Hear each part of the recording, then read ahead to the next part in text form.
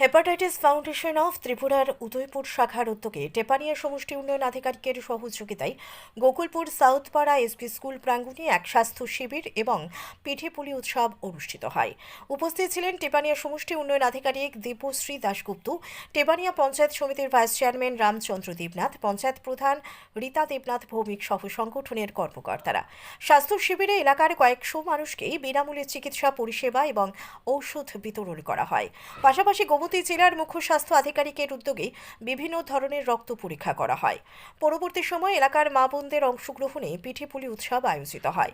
উৎসবকে কেন্দ্র করে ব্যাপক উৎসাহ উদ্দীপনা লক্ষ্য করা যায় এলাকায়। সেরা পিঠেপুলি প্রস্তুতিকারীদের পুরস্কৃত করা হবে বলে সংগঠনের পক্ষ থেকে জানানো হয়েছে। সংগঠনের সম্পাদক পার্থপ্রতিম সাহা জানান, আগামী দিনেও এলাকায় স্বাস্থ্য শিবির সহ বিভিন্ন সামাজিক কর্মসূচির আয়োজন করা হবে। আজকে আমাদের গোকুলপুর গ্রাম পঞ্চায়েতের আরএফ টিলা জেবি স্কুলে একটি পিঠাপুলি উৎসব এবং স্বাস্থ্য শিবির আয়োজন করা হয়েছে। সেটা আমাদের হেপাটাইটিস বি ফাউন্ডেশন গোমতী জেলা শাখা এবং টেপানিয়া আরডি ব্লক এবং গোকুলপুর গ্রাম পঞ্চায়েতের উদ্যোগে এই অনুষ্ঠানটি অনুষ্ঠিত হয়েছে। জিনিসটা হচ্ছে যে স্বাস্থ্য শিবির সেটা তো প্রত্যেকের জন্য খুব প্রয়োজনীয় এবং বিভিন্ন প্রতিষ্ঠান যেরকম হেপাটাইটিস বি ফাউন্ডেশনের দ্বারা কিন্তু আমরা দেখি যে প্রত্যেক গ্রাম পঞ্চায়েতেই এরকম হয়, আগেও হয়েছে, আগামীতেও আশা করি হবে।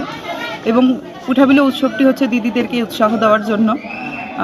খুব আনন্দ করে সবাই ওনারা আজকে বানিয়েছেন।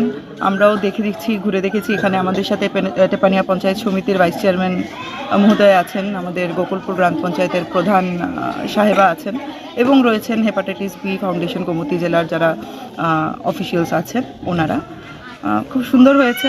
আমরা ওনাদেরকে দিদিদেরকে পিঠার উপরে প্রাইজও দেওয়া হবে, তো চলছে, সেটার প্রক্রিয়া চলছে। উদয়পুর থেকে বিট্টু মজুমদারের রিপোর্ট, সত্যের খোঁজে 24 ঘন্টা।